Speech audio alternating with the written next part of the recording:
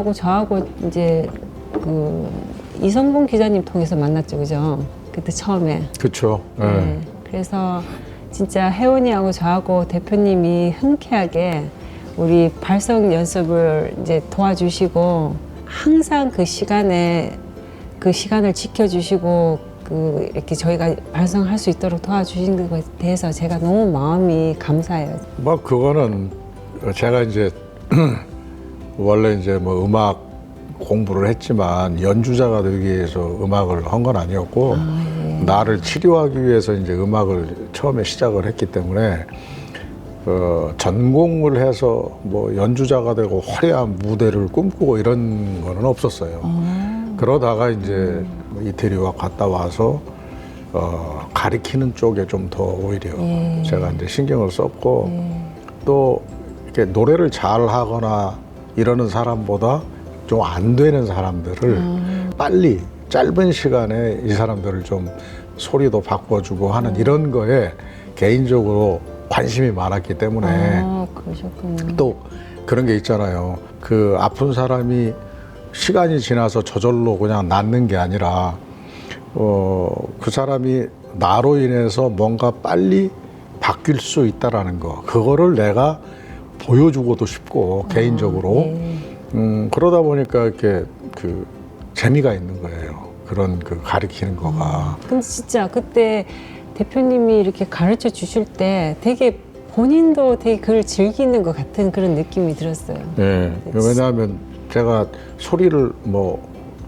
노래를 잘 한 사람이 아니었기 때문에 특히 이제 파트가 제가 이제 베이스 바리톤인데 고음을 내야 되는데 이 고음 내는 게 뭐 소프라노와 테너는 고음역이지만 소프라노와 테너가 내는 고음역도 이 저음 파트도 다 내야 되거든요.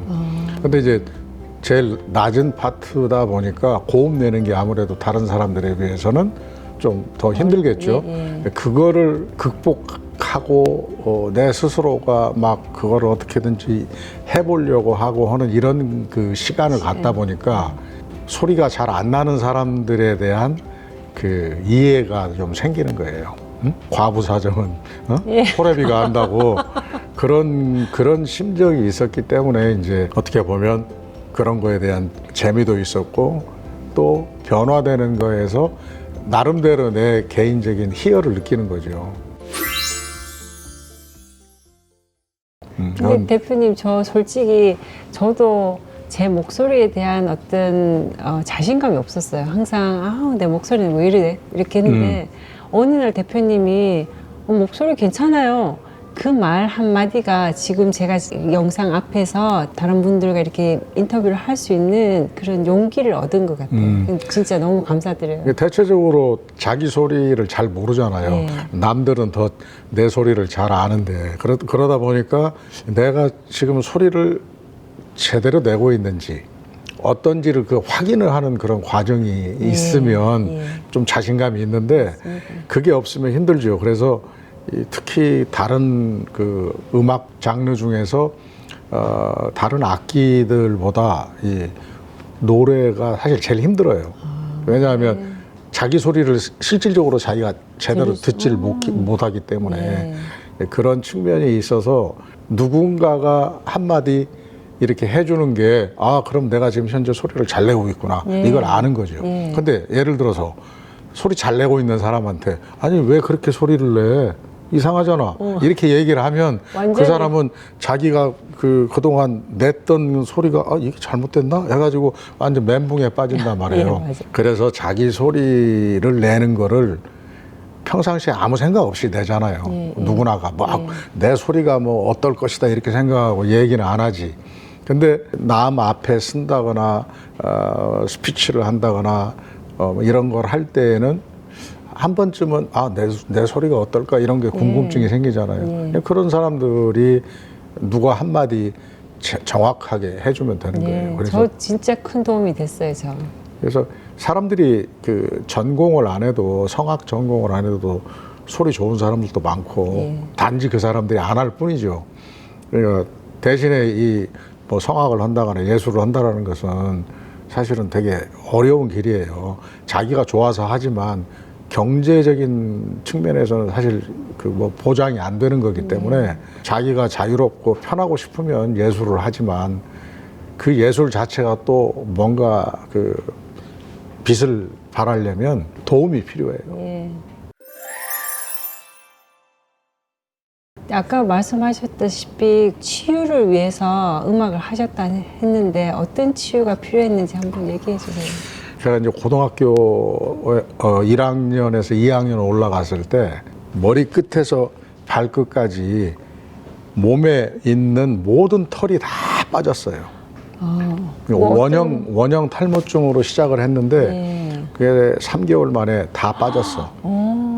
그러니까 그 우리나라에서는 그 당시에 피부학계에 그런 보고된 게 없었어요. 그러니까 미국의 뭐 어린 자매 둘이 그런 증상을 겪었다는 얘기를 들었는데 그래서 그때 고등학교 2학년 때 의사가 그냥 약이 없다. 잘 먹고 잘 놀고 즐겁게 지내면 나을 수도 있다. 그래요? 네.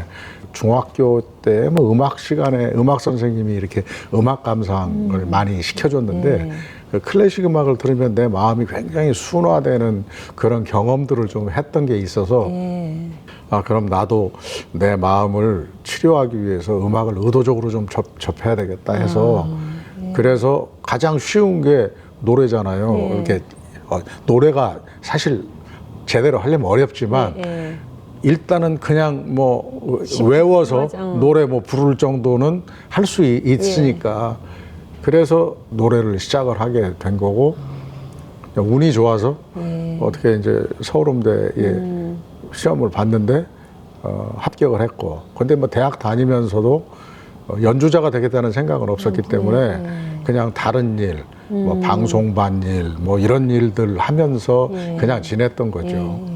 결국 나중에 제가 이제 대학교 2학년 때인가 신체 검사를 받았는데 병종 불합격을 받았어요. 그러니까 철모를 쓸 수 없다는 게 이유예요. 그 철모를 쓰면 피부가 빠지는 거야. 그래서 군대 면제를 받았고 우리가 정확히 9년이 지나서 머리가 났어요. 다 났어. 어느 날 갑자기 시작하는 거예요? 네. 머리가 다 났어. 그래서 머리 다 나고 난 다음에 물론 이제 80년에 내 대학 졸업하고 음악 선생을 했어요. 청량리 저쪽에 그 휴경여 중에서 음악 선생을 했는데 딱 1년 하고 그리고 난 학교를 그냥 그만뒀어. 왜냐면 애들이 수업 시간 때마다 아 뭐 선생님 머리는 가발 같아요. 그때 내 가발을 실제로 쓰고 있었으니까. 그래서 이제 학교를 그냥 사표를 내버렸어. 그러니까 그때 교장 선생님이 아니 왜 학교를 그만두느냐 뭐 이런 얘기도 하고 그랬는데 그리고 한 1년 반을 쉬었어요. 1년 반 쉬면서 야간에 뭐 신학대학도 좀 다녔어요. 선배 영향을 받아서 그러다가 중간에 어머니가 또 그 암 선고를 받아서 또 제가 이제 굉장히 많이 마음이 좀 안 좋았고 그런 과정을 겪다가 머리가 다 났어요. 그래서 여기 부가연동에 있는 중앙여중여고에 또 음악 선생으로 가게 된 거예요. 그래서 거기서 한 2년 근무를 하다가 신학대학에서 막 특송을 해달라고 그래. 그러면 제가 노래를 잘 못하니까 자신이 없으니까 제가 이제 안 한단 말이에요. 그러면 아니 뭐 노래하는 게 창피하냐 여기서 부르는 게 그런 얘기를 이 사람들이 하는 거야. 그러니까 아 내가 이게 노래를 안 부르면 나는 내가 좀 잘하지 못해서 그러는데 저 사람들은 아 여기서 노래 부르는 게 창피해서 너 안 부르느냐 이렇게 또 생각을 하니까 내가 생각할 때 그 당시에 신학대학을 다닌 분들이 다들 사회에서 뭐 이것도 허다 안 되고 저것도 허다 안 돼서 이게 하나님의 뜻이 아닌가 보다 하고 온 사람들이 대부분이야. 그러니까 내가 만약에 노래를 불렀는데 노래를 잘 못한다. 그러면 이제 그 사람들이 그럴 거 아니야. 아, 너도 노래 안 돼서 이게 신학대학 왔구나. 이런 얘기를 들을 것 같은 생각이 드는 거야. 그래서 아, 이건 덕이 안 된다. 평생을 내가 성악과를 졸업했다라는 게 꼬리표처럼 따라다니는데 내가 찬송가라도 정말 멋있게 부를 정도가 돼야지 신학을 해도 이게 좀 좋겠다 해서 제가 유학을 결심을 한 거예요. 그러셨구나. 그래서 전세금 빼가지고 이태리를 갔어요.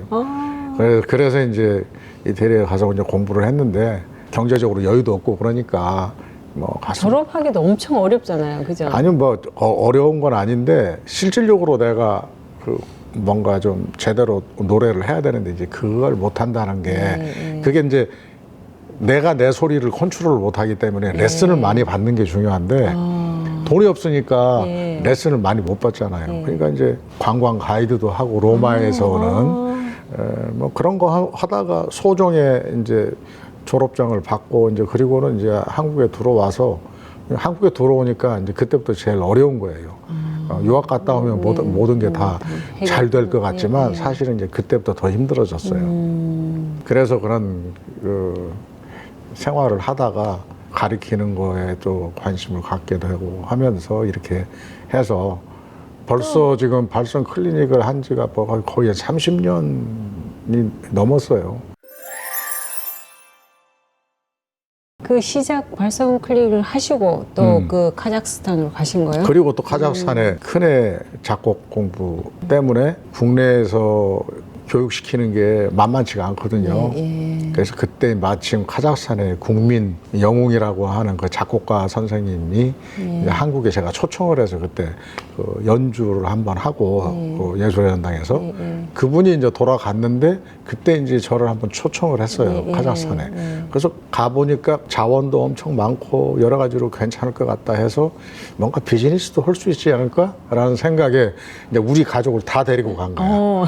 그래서 큰애도 고등학교 졸업하자마자 여기서 바로 그쪽에 가서 그 작곡가한테 맡겨서 작곡 공부를 했고 둘째도 거기서 중학교 때 갔는데 대학 다 마치고 지금도 러시아를 잘 하신다고. 지금은 이제 러시아하고 무역을 해요. 그래서 무역회사 이제 본인이 이제 대표를 하면서 그게 이제 카자흐스탄에 갔기 때문에 또 이제 그런 것들이 이게 자연스럽게 이루어진 건데 그 생활은 어떠셨어요? 정말 한 번도 카자흐스탄의 뭐 자연 환경은 굉장히 좋아요. 그 사람들이 못 산다 이런 생각보다는 막상 가보면 우리가 돈을 쓰는 거나 한국에서 쓰는 거나 거기서 쓰는 거나 비슷해요. 우리 돈 가지고 그쪽 가서 살면 뭐 더 많이 여유롭게 쓴다 그런 건 아니고 그 나라 형편에 맞게 다 쓰는 거기 때문에 좋았어요. 그냥 있는 동안에. 몇 년 하셨죠? 저희 가족이 한 8년 있었고 저는 좀 늦게 가서 한 4년 정도 있으면서 또 한국에 또 왔다 갔다 했고 그래서 그 카자흐스탄 국립 오케스트라에 또 이제 제가 고문을 맡아서 이제 한국 공연하는 것도 이제 제가 좀 했었고 하여튼 그런 뭐 스토리가 뭐 엄청 많죠. 진짜 그 유럽에서도 또 이제 그 음악 쪽에 심사도 많이 보시고 제가 젊어서 시칠리아의 칼타니세타라는 곳에 그 벨리니 국제 콩쿠르 심사를 제가 40대에 했거든요. 그거 하고 그다음에 또 뭐 모짜렐라로 유명한 에볼리라는 곳에 비시다르테라는 콩쿠르 심사도 했고 그다음에 이제 뭐 이태리 지휘자하고 같이 제가 콩쿠르 하나 만들어 보자 해가지고 피에트로 마스카니 콩쿠르를 만들어서 로마에서 콩쿠르도 했고 근데 뭐 콩쿠르도 유지를 하려면 어느 정도 몇 년간은 돈이 좀 필요한데 그게 좀 어려워서 또 좀 중단되기도 했고 최근에 이제 이태리 왔다 갔다 하면서 그 지휘자하고 만나서 콩쿠르를 좀 다시 좀 해보자 뭐 이런 얘기도 재밌겠다. 하고 어쨌든 이태리는 제 2의 고향 같아서 편해요. 편해서 기회 될 때마다 가면 너무 편하고 좋았던 것 같아요.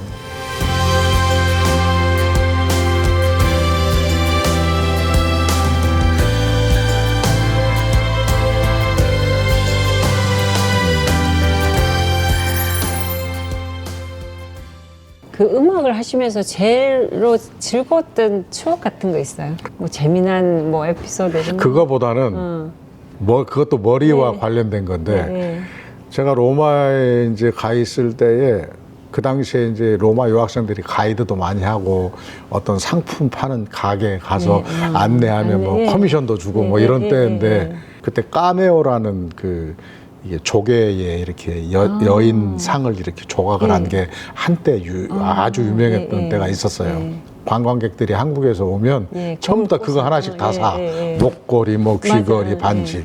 근데 그 물건을 파는 가게에 이태리 친구가 이 친구가 머리가 다 빠지고 눈썹도 다 빠지고 완전히 다 이게 갑자기 빠졌는데 이 친구가 가게를 안 나오는 거야. 집에서 두문불출하는 거예요.